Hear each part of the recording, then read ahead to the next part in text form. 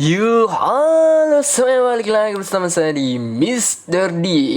Aduh, udah lama sekali kau bang gak upload video. Dari mana aja kau?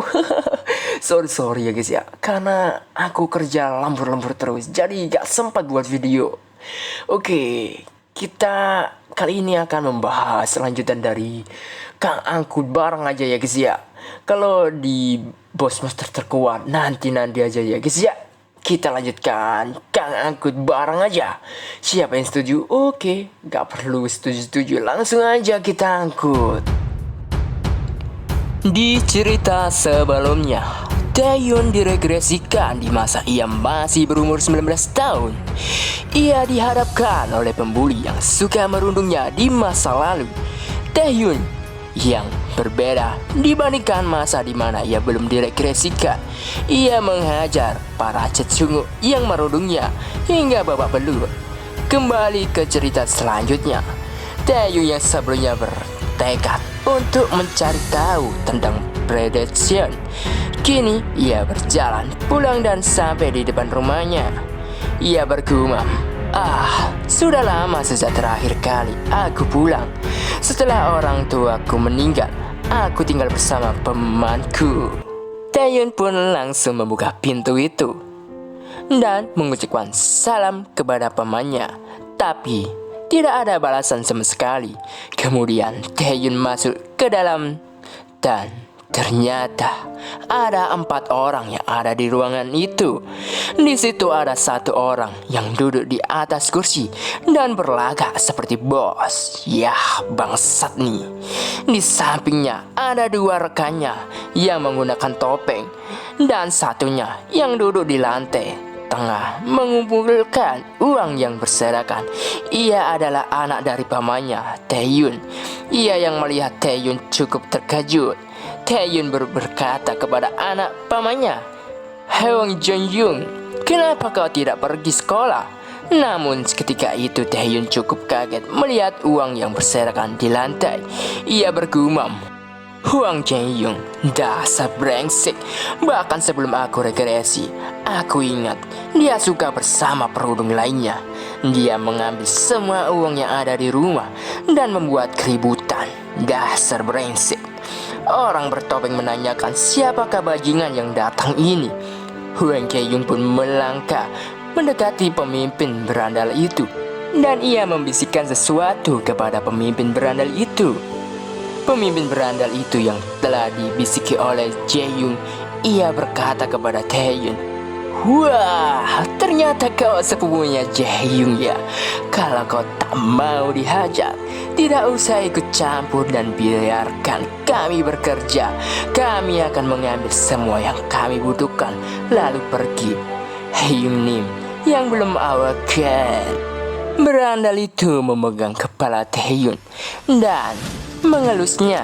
Taeyun yang melihat itu tersenyum dan melancarkan tinjuan ke arah berandal itu. Kemudian Taeyun menggunakan predation ke arah berandal itu. Sontak saja berandal itu kepanikan. Namun kemudian muncul notifikasi yang memberitahukan fungsi predation tidak dapat diakses. Berandal yang melihat tidak terjadi apa-apa, ia kebingungan. Dan Taeyun pasti juga sangat kebingungan juga. Ia bertanya-tanya kenapa skill predation ini tidak aktif. Seketika itu juga berandal yang sangat kesal karena telah dipukul oleh Taeyun. Ia melancarkan tinju ke muka Taeyun. "Kau dasar bajingan gila, matilah!" Kemudian pemimpin berandal dan kedua bawahannya bersiap dan melancarkan serangan ke arah Taeyun. Mereka bertiga melancarkan serangan gabungan dan terjadi sebuah ledakan yang amat besar. Setelah ledakan itu berakhir, terlihat sisa-sisa dari ledakan itu. Terdapat sebuah kabut yang berwarna ungu dan pemimpin berandal itu mencibir Taeyun. Ia berkata, beraninya Awaken berpura-pura menjadi Awaken. Dia belum paham posisinya ya. Wah, dasar sampah. Namun seketika itu pemimpin berandal itu dibuat kaget dan terlihat ada sesosok siluet mirip seperti orang. Ya, pasti itu adalah Taeyun. Pemimpin berandal itu bertanya-tanya, apa-apaan ini? Kenapa ini bisa terjadi? Aura mencekam macam apa ini? Dan seketika itu juga muncul notifikasi yang memberitahukan kepada Taeyun penggunaan skill terkonfirmasi. Bin, Possession, Blood, terkonfirmasi. Berkat kekuatan misterius, Anda bisa melawan. Taeyun yang melihat itu cukup gembira. Ia tersenyum dan berkata, aku tiba-tiba tidak bisa menggunakannya. Wah, dan skillku jadi ternetralisir. Aku tidak tahu apa yang terjadi. Taeyun pun langsung maju dengan kecepatan yang sangat-sangat cepat. Ia menerjang ke arah bos berandal itu dan menghajarnya. Dan terlihat bos berandal itu terkapar di lantai. Dan scene pun tiba-tiba skip, di mana Taeyun telah mengalahkan semua berandal-berandal itu. Di situ Taeyun bergumam, sepertinya aku belajar dua hal baru. Status window yang hanya bisa dilihat oleh mereka yang sudah awaken. Dan di sini ditampilkan profil milik Taeyun. Nama Kim Taeyun, usia 19 tahun, rank E, strength 3, stamina 6, speed 5, mana 10, fatigue 71%, magic yang tersisa 10/10, skill production level E atau kelas E, dapat memangsa target yang diinginkan, mana 5, stone skin E, dapat memperkuatkan tubuh, mana 1. Dan status window menampilkan beberapa informasi dari isi awaken, tapi tidak semuanya ditampilkan. Sampai sekarang, manaku tidak berkurang sedikit pun, dan skill production belum tidak aktif. Dengan kata lain, selain informasi yang ditampilkan, faktor selain mana pasti mempengaruhi penggunaannya. Selain itu, pasif efek dari skill production juga tidak disebutkan di dalam deskripsi skill. Pasifnya ini bisa menetralisir skill yang mempunyai status abnormal seperti poisoning atau blending. Ya, aku masih bisa menguji kekuatan ini seiring berjalannya waktu. Taeyun pun melihat ke arah Jaeyong dan ia berkata, apa yang sedang kau lakukan? Huang Jaeyong pun langsung menjawabnya dengan terbata-bata. Hyungnim, setelah melihat si hebatmu, aku, Huang Jaeyong, sepupumu ini akan mengaku semua tindakanku. Tolong maafkan aku untuk sekali ini. Maupun itu menjilat sepatumu atau menggonggong seperti anjing, aku pasti akan melakukan apapun yang kau katakan padaku.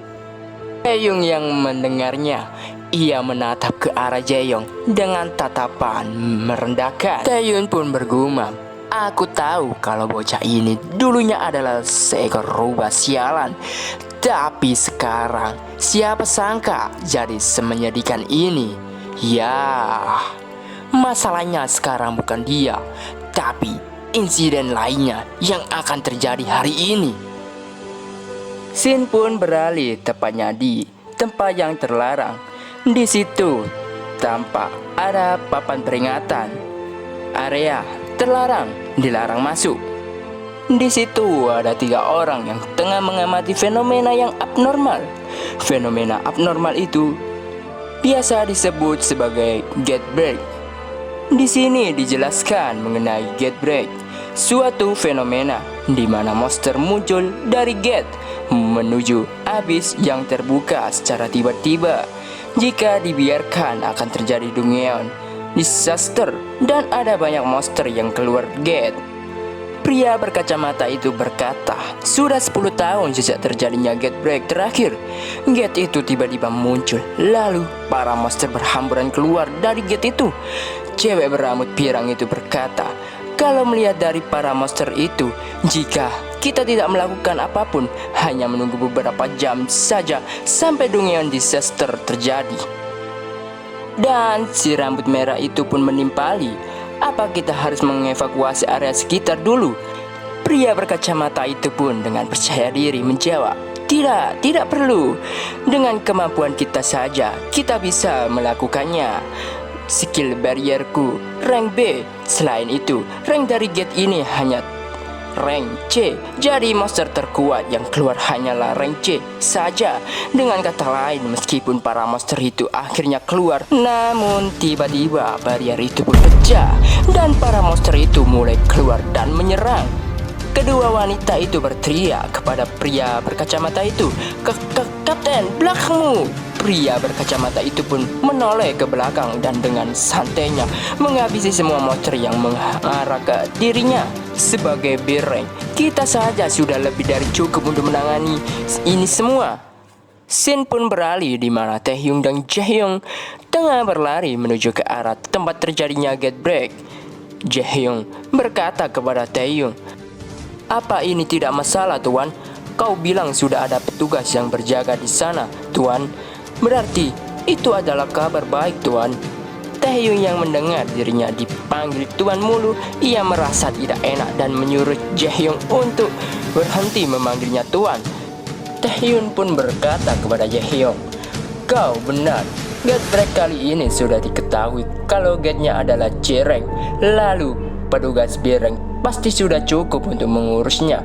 Jadi tidak ada masalah yang terjadi karena monster yang hanya C-rank. Tapi semua itu bakal terjadi apabila gate itu benar-benar C-rank." Jaehyung pun kaget mendengar apa yang Taehyung bicarakan. Dan terlihat di tempat terjadinya gate break, di situ pria berkacamata itu telah selesai menghabisi monster yang keluar dari gate. Ia merasa heran karena bagaimana bisa monster-monster ini bisa menembus barrier B-rank-nya. Dan tiba-tiba rombongan petugas itu dikagetkan oleh munculnya monster yang keluar dari gate itu lagi. Kini yang keluar dari gate itu bukan monster sembarangan, ia adalah gate or rank A. Para petugas itu sangat kebingungan dan kepanikan.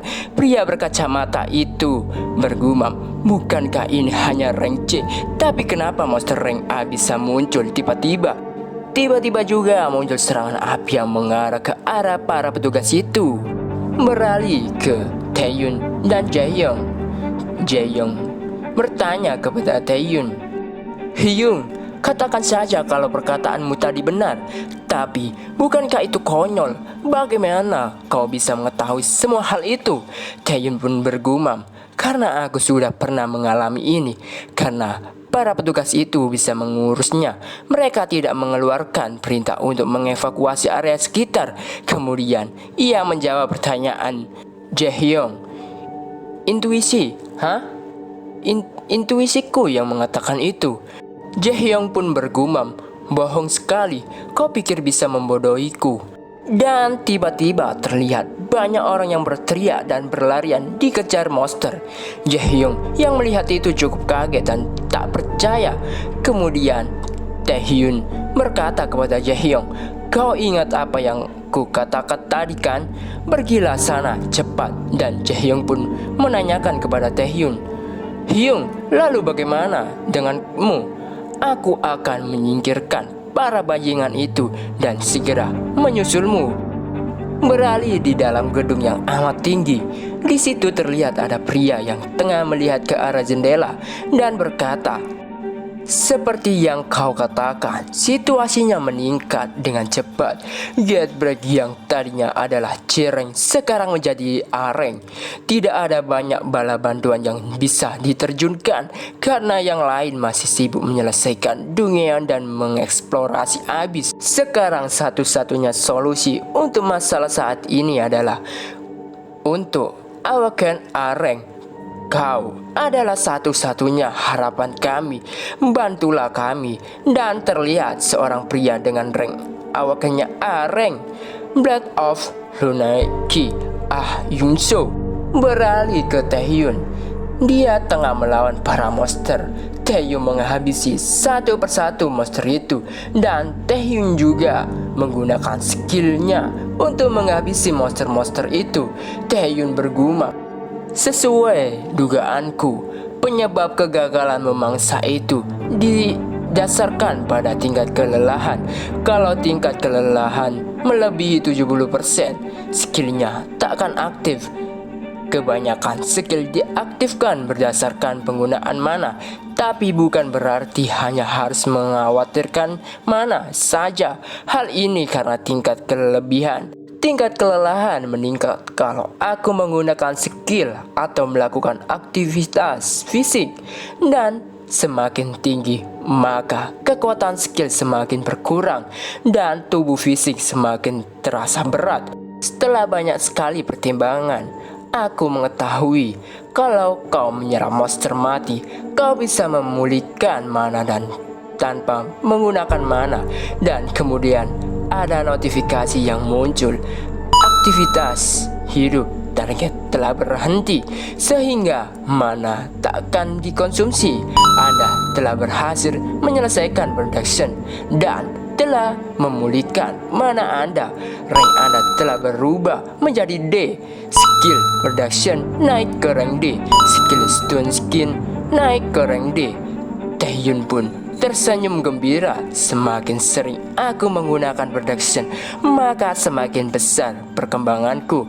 Kalau begini, aku akan menjadi S rank atau SS rank. Tidak mungkin aku bisa menjadi SSS rank yang pertama. Hahaha. Ya. Sampai di sini aja dulu ya guys ya. Mohon maaf apabila ada penyebutan saya yang kurang jelas atau penyebutan nama yang diubah-ubah. Ya mohon maaf ya guys ya.